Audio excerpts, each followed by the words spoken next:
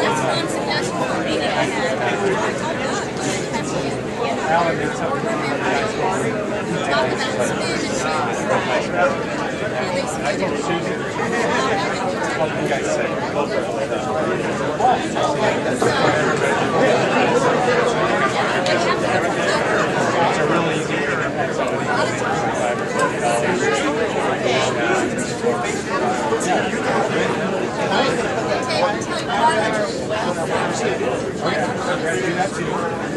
And they suggested oh, is it? Half of the time we find we're good. We are going to do that.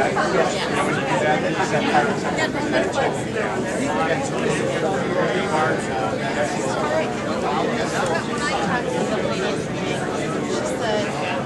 do you want a business account? Do you want an organization account?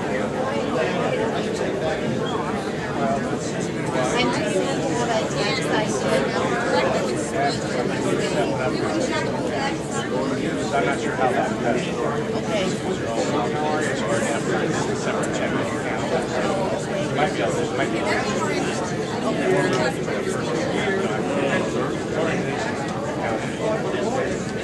They are? I don't know. But you should be able to. I know business. Yeah, like a building checking account. And I don't think it's extra routing. I haven't had it, so I have to. That's it. That's why we have to. We talked about our. Good afternoon, everybody. If you could please take your seats, we will get started. Thank you so much for being here today at the Westside Community Conference Center and being a part of this great day put on by the Tea Party Patriots. My name is Jon Burning. I do a radio program on News Radio 1110 KFAB. And I just have a couple of rules to go over for the crowd today. They wrote these up for me and said, no heckling, no loud discussions, or excessive laughter. No excessive laughter, unless I tell a really funny joke, you can laugh all day.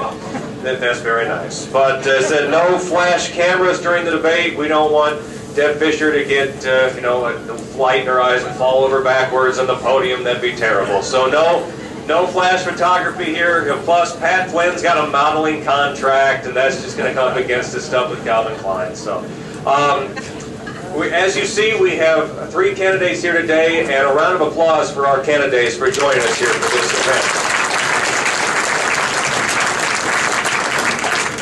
Nebraska State Treasurer Don Stenberg, State Senator Deb Fischer of Valentine, and a man who's listed as former Schuyler businessman Pat Flynn. We appreciate everyone being here. There is, of course, a 4th candidate, Nebraska Attorney General Jon Burning, who's not able to be here today. But we have several questions here for the 3 candidates who did manage to make it here today. The way it's going to go is here, each will give an opening statement, and each will be able to provide a closing statement when we're done. We have several different subjects we're going to cover throughout the day, and we'll just get right going on this. One other thing I wanted to mention is, and I'm very serious about this, I'm DVRing the Masters, so I don't want anyone to give me any updates, scores, hints, nothing about the Masters. This is the most serious thing we can tell you about today. Don't tell me what's going on in Augusta. Okay. Now, I knew there was something else I wanted to tell you. All right, now we can get started. We drew straws just a moment ago to see who would get a chance to give the first opening statement and then who gets to speak last. And our opening comments here will be first done by Mr. Pat Flynn. Pat, you have a few minutes. Hello, I'm Pat Flynn, and I believe the majority of America is more conservative than not. Unfortunately, we just keep moving further and further to the left, whether Democrats or Republicans are in power. And why is this? First and foremost is we are not electing leaders anymore. We're electing career politicians. And career politicians are really incapable of leading this country into the future because of their lack of experience in the business world. They don't know what it's like to have their back up against the wall daily in business. Number 2, Vladimir Lenin said this. He said the organized minority will defeat the the unorganized majority every time. The silent majority in this country is getting crushed. It is my duty to help lead and organize this majority to victory and bring America back to its constitutional roots. I'm from Schuyler and the only businessman in this race. I grew up on a farm, worked in hog confinements for 8 years while I was in high school and college. At age 23, I started my own insurance investment business. I knocked on doors for 11 years, day in and day out. At age 35, I helped start a high school volunteer youth ministry program in my hometown. I volunteered 20 to 30 hours a week in that. We became the #1 youth group in the state. I'm also an advisory board member for the Newman Center, University of Nebraska-Lincoln. It's the top program of its type in the country. What I have learned from my life, business, and leadership skills is this: if we lead with truth, people follow. Thank you very much, Pat Flynn. Senator Fischer. Thank you, Scott. Thank you all for being here today. It's great to see such a good crowd of interested people who understand the issues. I announced my candidacy for the United States Senate on June 28th, and since that time I have traveled all across the state. During session now, I've been doing the job I was elected to do, so I'm busy on weekends and recess days. But as I travel the state, what I hear from people is their concerns about the direction this country's headed. They're concerned about out-of-control spending. They're concerned about an over $15 trillion in debt. We need to make some changes. We're in a crisis. We're in a financial crisis, and we're also in a crisis of leadership. You know, when I first ran for the legislature 8 years ago, I promised my constituents that I would cut spending and that I would find efficiencies in government. And when I was elected, I promised Nebraskans that I would do that too. So I rolled up my sleeves and I got to work. I helped to pass the largest tax relief package in the history of the state of Nebraska. I introduced and passed an eminent domain bill that protects private property rights. I passed a bill for highway funding that recognized that infrastructure is a priority and a responsibility of a limited government. And so we have that revenue coming in with no tax increase because you set priorities in government. Washington needs to be changed. I'm not your usual politician. I'm a wife for 40 years. My husband Bruce is here today. We have 3 grown sons that have decided to all come back to the ranch. I'm a rancher. I'm not a businessman, but I'm a businesswoman. And I've also been effective in a legislative arena as a citizen legislator. So I would like you to listen carefully today and learn who we are and what we stand for. Thank you.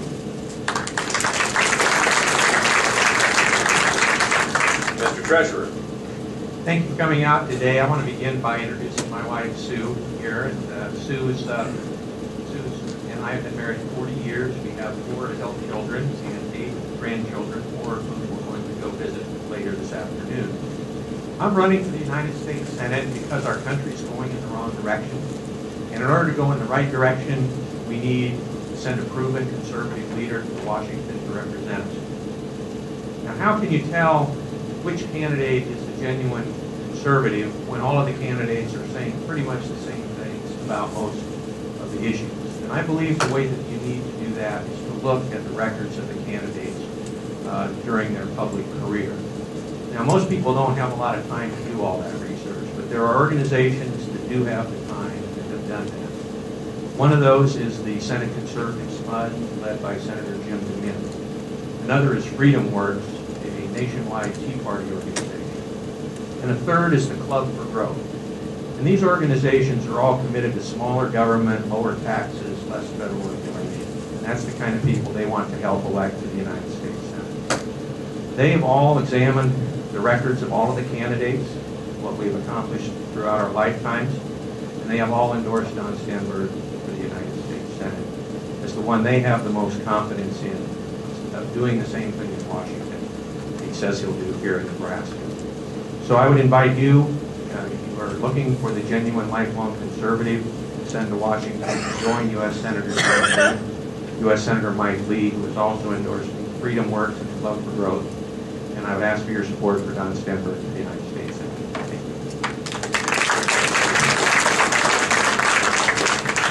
Thank you. Okay, candidates, I'll be asking the questions, but really they're the ones who've asked the questions. So you'll be addressing the audience here today. So that's why I'm kind of behind you asking these questions. The questions will come for two candidates at a time. For example, the first question will come to Pat and Deb, and then the second question will go to Don and then back to Pat. It's all under the same heading, so you'll have a chance to address the subject. Well, the question will be a little bit different, okay? And we do have timekeepers watching your answers and making sure everyone gets equal time here. We're not going to come up here and cut you off immediately as time ends, but if we do feel you are filibustering, then excessive measures will have to be taken. Okay, Mr. Flynn, first question for you. We're talking here about health care.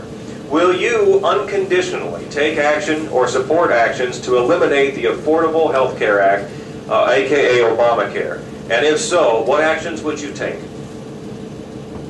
Well, yes, I would definitely do 100% repeal of Obamacare. And the main action to take is this. We have the majority of Americans were in favor of, they were against that bill. And so what I would do as a U.S. Senator is I would go to the House and Senate members, and I'd get a coalition of, and a majority in the House and Senate, and we'd take it to the people. Because the only way we're going to get this done is by going to the people. Otherwise, the media is going to run the show. And so when you go to the people and you use all mediums of communication that are out there to use, the people will demand from their representatives that they repeal this law. And so when you do that, they're going to have to be reelected in 2 years. And by doing that, that's the way Ronald Reagan did it. He had the press against him, he had the House and the Senate against him. He took it to the people, and he got the majority of what he wanted when he was President of the United States. Senator Fischer, will you unconditionally take action or support action to eliminate the Affordable Health Care Act? And if so, what actions would you take? Yes, I would. Obamacare is an overreach by the federal government, and it needs to be repealed. When it was passed, there was no debate on this issue.